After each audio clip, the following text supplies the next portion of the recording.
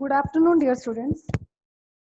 Today we will discuss next case studies of chapter 10, Financial Market. So question number 11. SEBI recently called for information and issued a show cause notice to NSE and its 14 officials seeking explanation on different assets allegations at the exchange co-location facility. So these are the related for the regulations or rules. So students state the function that SEBI performed by doing so. तो students यहाँ function use हो रहा है regulatory function. ठीक है, तो ये सिर्फ आपको just you can right only the name of the function. Next question number 12. Mecca Limited, a reputed automobile manufacturer, needs rupees 10 crore as additional capital to expand its business. Atul जलन की CEO है उस कंपनी का, वो चाहता है कि ये जो पैसा है 10 करोड़ उसको रेज किया जाए through equities. On the other hand जो फाइनेंस मैनेजर है निमी सहदेव, उसको लगता है कि अगर हम इक्विटीज को इशू करते हैं पब्लिक इशू, ये मे बी एक्सपेंसिव होगा क्योंकि इसमें जो मैंडेटरी और नॉन मैंडेटरी एक्सपेंसेस है वो बहुत ज्यादा है. So therefore, it was decided to allot the securities to institutional investors. तो वो चाहते हैं कि institutional investors इसमें हम जोड़ लें, तो वही इन्होंने डिसाइड किया. So the name the method to which the company decided to raise additional capital. तो यहाँ कौन सा मेथड यूज किया जा रहा है? तो स्टूडेंट्स यहाँ यूज किया जा रहा है प्राइवेट प्लेसमेंट. ठीक है, इंस्टीट्यूशन जो होते हैं वो प्राइवेटली होते हैं, तो private placement is method two is the company decided to raise additional capital. Question number 13. These days, the development of country is also judged by its system of transferring finance from the sector where it is in surplus to the sector where it is needed the most. तो ये जो सेबी है आपको जहाँ ये कह लो कि country के डेवलपमेंट के लिए सबसे इम्पोर्टेंट क्या है कि जहाँ पर पैसा बहुत सरप्लस में है, ज़्यादा है, वहाँ से उस फाइनेंस को ट्रांसफर वहाँ किया जाए जहाँ उसकी सबसे ज्यादा नीड है. इससे क्या होगा? Give strength to the economy. SEBI is undertaking measures to develop the capital market. इससे इकोनॉमी डेवलप होती है, तो इसको इकोनॉमी को डेवलप करने के लिए सेबी जो है वो बहुत ही अच्छे स्टेप ले रही है, और थ्रू कैपिटल मार्केट जिसमें इक्विटी, डिबेंचर्स, बॉन्ड्स वगैरह ये सब इश्यू किए जाते हैं. So in addition to this, there is another market in which unsecured and short-term debt instruments are actively traded every day. इसके अलावा वो कह रहे हैं कि एक और मार्केट है जिसमें शॉर्ट पीरियड के लिए भी और अनसिक्योर्ड डेप्ट को भी यहाँ पर क्या किया जाता है? ट्रेड किया जाता है daily. So this help the सेवर्स and investors. वो कह रहे हैं कि दोनों तरह के मार्केट्स जो हैं यहाँ पर वो इन्वेस्टर्स को हेल्प कर रही है, उनको डायरेक्शन दे रही है ताकि वो अपना इन्वेस्टमेंट कर सकें. ठीक है, और इसमें अब क्वेश्चन क्या है आपके? In the function being performed by the market in the business. First of all तो आपको बताना है कि कौन सा फंक्शन इसमें किया जाए. तो स्टूडेंट्स जब फाइनेंस आता है एक जगह होता है, it means mobilisation of funds. Funds को मूव करना, ट्रांसफर करना या एक जगह से दूसरी जगह शिफ्ट होना, उसका तो ये होता है मोबिलाइजेशन. ये फंक्शन इसमें यूज हो रहा है. क्वेश्चन नहीं का market segment other than the capital market. यहाँ पर एक तो कैपिटल मार्केट की तो बात की ही जा रही है, लेकिन उसको कह रहे हैं कि अदर मार्केट की भी बात की गई है जिसमें अनसिक्योर्ड शॉर्ट टर्म डेब्ट इंस्ट्रूमेंट्स का ट्रेड किया जा रहा है डेली रूटीन में. Also give any 3 points of difference between the two.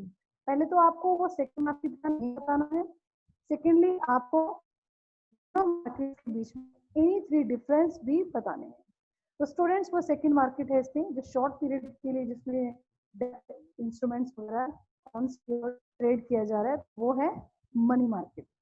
तो you can give any 3 points of difference between capital market and money market. Next question number 14. ABC Limited issued prospectus for the subscription of its shares rupees 500 crore in 2008. ठीक है, उसने ये shares issue किए हैं company ABC ने.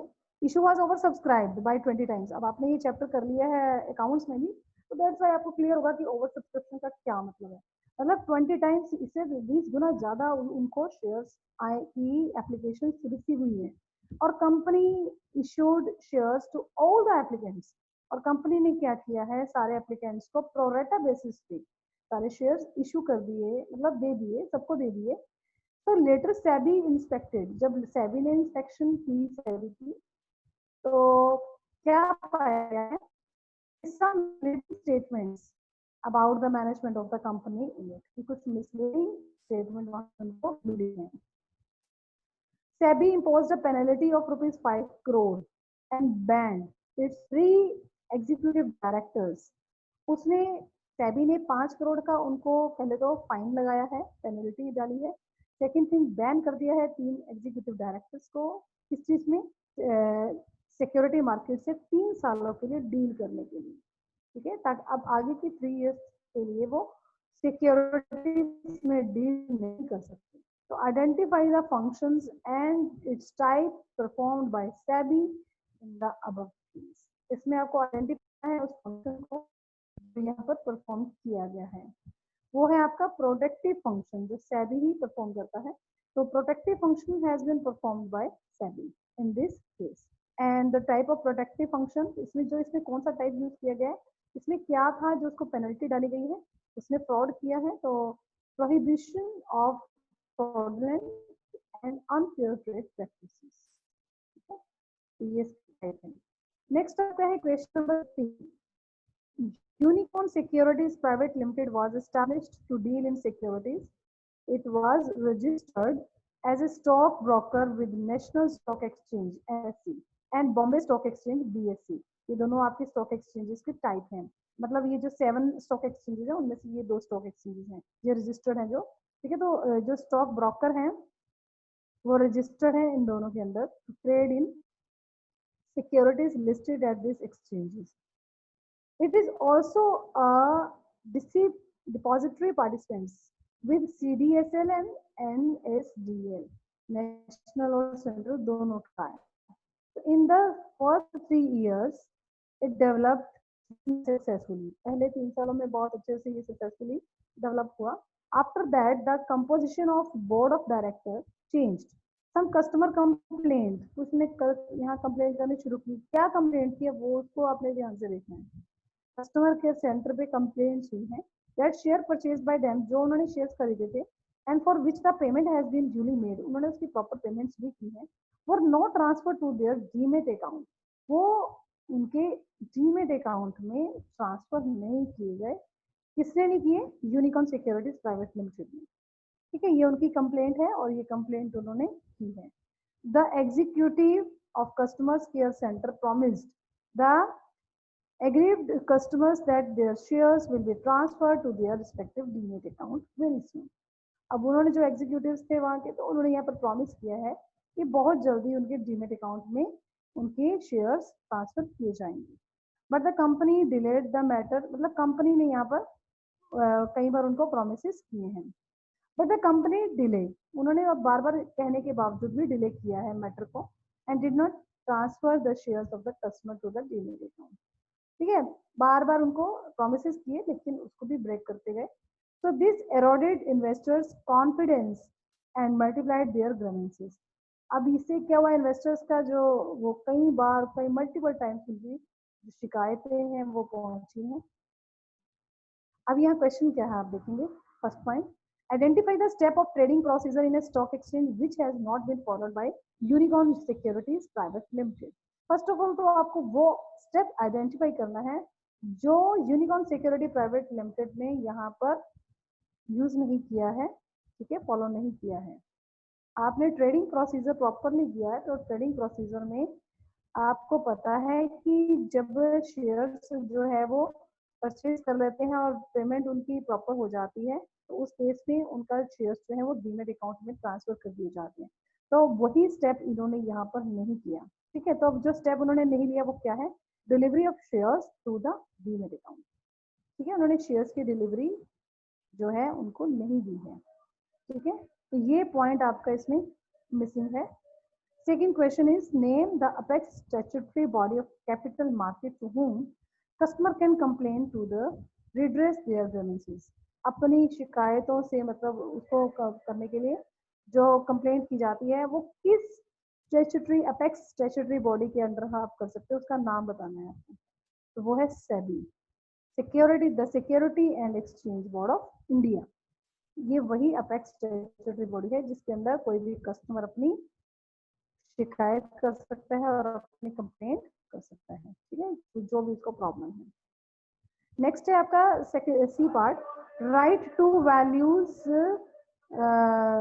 Not followed by unicorn security private limited. इसमें जो unicorn security private limited है उसने कौन सी दो वैल्यूज को फॉलो नहीं किया? फर्स्ट ऑफ ऑल उसमें ट्रूथफुलनेस नहीं थी, सेकंड उसकी जो प्रैक्टिस है वो अनफेयर थी, मतलब अनफेयर प्रैक्टिसेस करने से उसने फेयर प्रैक्टिसेस को फॉलो नहीं किया, ठीक है, और कॉन्फिडेंस का जो विश्वास है वो उनका से नहीं रहा उसके ऊपर, इसलिए ट्रूथफुलनेस भी उसने फॉलो नहीं किया। Okay, question 16, Rishu's father has gifted her the share of a large cement company with which he had been working. The securities were in physical form. She already has a bank account and does not possess any other form of securities. Physical form मतलब जो उसकी जो होते हैं उसकी बात की जा रही है यहाँ पर, ठीक है, उसको गिफ्ट किए गए हैं ये विशेष को। तो यहाँ she wished to sell the shares and approached a registered broker. अब वो इनको शेयर को बेचना भी चाहती है और अप्रोच कर उसने किया है ब्रोकर को। So mention one mandatory detail which you will have to provide with the broker. सबसे पहले यहाँ पर उसको अपना पैन जो है वो देना पड़ेगा अगर वो अपने शेयर्स को आगे सेल करना चाहती है। तो ratios will have to give her PAN, permanent account number broker, ठीक है, पैन कर देगा। Then है question number 17. Quick Step Limited is a large credit-worthy company operating in the Kashmir Valley. It is an operated exclusive embroidered shawls. The floods of the valley have been for the company. Many craftsmen and workers have been dislocated and raw material has been destroyed. Firm is therefore unable to get an uninterrupted supply of raw material and the duration of the production cycle has also increased. To add to the problem of the organization, the supplier of raw material who were earlier selling on credit are asking the company for advance payment for cash payment on delivery. आप देख रहे हो इन सब की वजह से जो company है उसके ऊपर थोड़ा फाइनेंशियली वो थोड़ा वीक हो गई है, उसमें प्रॉब्लम्स आनी शुरू हुई है क्योंकि एक तो फ्लड वगैरह की वजह से उसको दिक्कत हुई और उसकी वजह से उसकी जो सेकंड थिंग जो है रॉ मटेरियल है जो वो सारा डिस्ट्रॉय हुआ है और अभी क्या हो रहा है कि उसको कैश पेमेंट पे भी सेल जो बना हुआ माल है वो भी नहीं हो पा रहा। So the company is facing liquidity crisis. The CEO of the company feels that taking a bank loan, वो सोच रहा है कि बैंक लोन ले लिया जाए is the only option with the company to meet. तो के बारे में company name and explain the alternative to bank borrowing that the company can use to resolve. अब आपसे आप उसके फाइनेंस मैनेजर की होने का आप क्या डिसीजन लोगे कि क्या उनको आप यहाँ पर सजेस्ट करोगे कि वो किस तरह की ऑप्शंस को यहाँ पर चूज करें ताकि वो इस क्राइसिस से निकल सकें, इसको रिजॉल्व कर सकें। तो स्टूडेंट्स हमने जो 5 मनी मार्केट की है उनमें कमर्शियल पेपर ही एक ऐसे हैं जो आपको बहुत इजीली 15 डेज से लेके 1 ईयर तक का इजीली आपको प्रोवाइड करते हैं और it is sold at discount, इसको बेचा तो डिस्काउंट पे जाता है और इसको रिडीम्ड पे यहाँ पर क्या किया जाता है, पे किया जाता है। ओके स्टूडेंट्स, तो instrument is an unsecured promissory note and is freely transferable by the first papers are the very is very important and very you can say it's the best option है इसमें। Then question 18. Question 18 is Mr. Sanjay Nehra was the chairman of Karan Bank. The bank was earning good profits.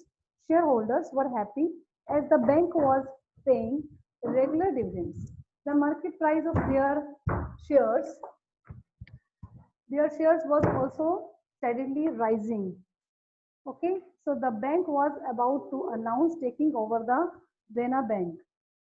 Mr. Sanjay Nehra knew that the share price of Taran Bank would rise to the announcement. Being a part of the bank, he was not allowed to buy shares of the bank.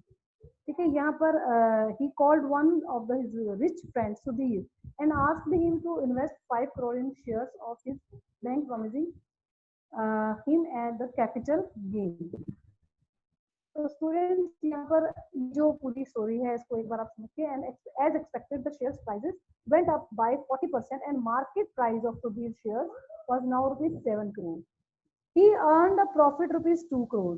He gave rupees 1 crore to Mr. Sanjay Nehra and kept rupees 1 crore with himself. On regular inspection and by conducting inquiries of the brokers involved, the SEBI was able to detect this irregularity. The SEBI imposed a heavy penalty to Mr. Sanjay Mehra. ठीक है, ये सारा आपने read किया. इसमें अब आपको देखना है कि by quoting the lines from the above paragraph, अब यहाँ पर लाइंस भी आपको कोट करके बतानी है कि किस लाइन में उसने क्या परफॉर्म किया. तो identify the state any two functions that were performed by SEBI in the above case. इसमें जो सेबी के दो फंक्शंस उसमें परफॉर्म किए गए हैं वो आपको बताने हैं. तो स्टूडेंट सबसे पहले आप यहाँ देखो, आपकी जो यहाँ पर लाइन आई है जहाँ आपका फर्स्ट फंक्शन इसमें परफॉर्म, आपको अल्टीमेटली आपको ये पता चल गया है कि एक तो यहाँ पर रूल्स एंड रेगुलेशन से रिलेटेड बात की गई है, दूसरा प्रोटेक्शन से रिलेटेड बात की गई है. तो यहाँ फंक्शन आपके जो परफॉर्म किए गए हैं वो है दो. एक है रेगुलेटरी फंक्शन जो सेबी का परफॉर्म हुआ है और सेकंड है इसमें प्रोटेक्टिव फंक्शन. अब वो किस लाइन से वो बिल्कुल क्लियरली पता चल रहा है आपको, वो आप देखो कि वो कौन सी टू लाइन्स हैं यहाँ पर, क्योंकि उन लाइन्स को भी आपको यहाँ पर मेंशन करना है. तो ये आपकी यहाँ से स्टार्ट हो रही है. देखो, ऑन रेगुलर इंस्पेक्शन, जब वो रेगुलर इंस्पेक्शन करते हैं, and by conducting inquiries of the broker involve, यानी कि यहाँ से जब रेगुलर इंस्पेक्शन होती है तो वो रेगुलेटरी का फंक्शन के अंडर आता है. पहले तो आप यहाँ से ये बताओ. सेकेंड थिंग इसमें आप बता सकते हो the SEBI imposed a heavy penalty to mister Sanjay Nehra. तो इसका क्या मतलब है कि अब उन्होंने उसकी जो मिस्टेक को पकड़ा और उसके बदले में उसको पेनल्टी दी. पेनल्टी लगाने का मतलब ये है कि जो सेबी है वो प्रोटेक्ट करती है अपने इन्वेस्टर्स को. तो यहाँ प्रोटेक्टिव फंक्शन भी परफॉर्म हो रहा है. ठीक है, आप फंक्शन भी बताएंगे और साथ में अपनी लाइंस को भी यहाँ पर कोट करना है. नेक्स्ट क्वेश्चन है 19. Supriya's grandmother, who was unwell, called her and gave her a gift package. Priya opened the packet and saw many complete share certificates inside. Her grandmother told her that they had been left behind by her late grandfather. As no trading is now done in physical form, Priya wants to know the process by adopting which she is in a position to deal with these certificates. ठीक है, तो यहाँ clearly पहले ये बता दूं क्योंकि ये सर्टिफिकेट्स जो है वो इनसाइड थे और उसकी ग्रैंड मदर ने उसको बोला है यहाँ पर कि जो है they had been left behind by her late grandfather के बाद उनको ये मतलब उनके पीछे ये रहेंगे. तो as no trading is now, अभी तक उनको फिजिकल फॉर्म में कोई ट्रेडिंग नहीं हुई है. तो प्रिया यहाँ पर क्या चाह रही है कि वो अब इन सर्टिफिकेट को डील करना चाहती है. तो identify and state the process. क्या इसमें पहले तो आइडेंटिफाई करना कौन सी प्रोसेस जो है इसमें हम कर सकते हैं. तो है वो है, क्योंकि काफी टाइम से इसके साथ डील नहीं किया गया, तो ये है डीमटेरियलाइजेशन. डीमटेरियलाइजेशन जो है इसमें refers to the process of the holding securities in electronic form. इसको काफी टाइम से होल्ड किया गया है, तो ये प्रोसेस इसमें अब यूज की जाएगी. Second, also give two reasons to Supriya why dealing with shares in physical form has been stopped. तो इसके लिए जो two problems थी. First of all, when the share certificates are held in physical form, so there is danger of loss or theft. तो ये electronic form में इसीलिए दी जाती है क्योंकि इससे इनकी चोरी होने का खतरा नहीं रहता है और उनका लॉस यानी कि क्या कहीं गुम हो जाए या कहीं रख के भूल जाए तो वो चीज़ की यहाँ पर नहीं रहती है. तो इसलिए इसको इलेक्ट्रॉनिक फॉर्म में वो कन्वर्ट करना चाह रहे हैं. So there is the risk of forgery as a the buyer may be deliver take certificates. ठीक है, टेक सर्टिफिकेट सॉरी. तो इससे क्या होता है कि ये भी रिस्क जो है इसमें नहीं रहेगा. तो ये दो प्रॉब्लम्स को सॉर्ट आउट करने के लिए वो चाहती है कि इसके साथ डील किया जाए। Okay, students, next last आपकी question है 20. Mission Coach Limited is a large credit-worthy company that manufactures coaches for the Indian Railways. It now wants to export these coaches to other countries and decide to invest in new high-tech machines. Since the investment is large, it requires long-term finance. It decides to raise funds by issuing equity shares. The issue of equity shares involves the huge flotation cost. जब shares को वैसे भी आपको पता ही है तो meet this expenses of flotation course the company decide to tap the money now. तो इसके लिए तो क्लियरली आपके पास मेंशन होता है कि वो कौन सा मेथड है, वो है कमर्शियल पेपर। तो क्वेश्चन देखते हैं क्या है, name and explain the money market instrument the company can use for the above purpose. तो स्टूडेंट्स इसके लिए तो आपको पहले ही क्लियरली पता होना चाहिए, वो हमारे पास है कमर्शियल पेपर। ठीक है, तो सेकंड है question, what is the duration for which the company can get funds through the instruments. तो स्टूडेंट्स ये आपके 15 डेज से लेके 1 ईयर तक का आपके पास टाइम पीरियड होता है इसको इश्यू करने के लिए। तो you can write the duration of the instruments. Next आपका सी पॉइंट है, state any other purpose for which this instrument can be use. तो आपको वो पर्पस बताना था, it is also use to make the, इसके अलावा शॉर्ट टर्म सीजनल और वर्किंग कैपिटल रिक्वायरमेंट्स के लिए भी आप इसको यूज करते हैं। तो स्टूडेंट्स ये आपके आज इस चैप्टर की केस स्टडीज जो है वो कंप्लीटेड है। So now my topic is completed. Thank you students, आप इसको आज इसको रिवाइज कर लेना अच्छे से और इस चैप्टर को भी आज कंप्लीट करके लर्न कर लेना।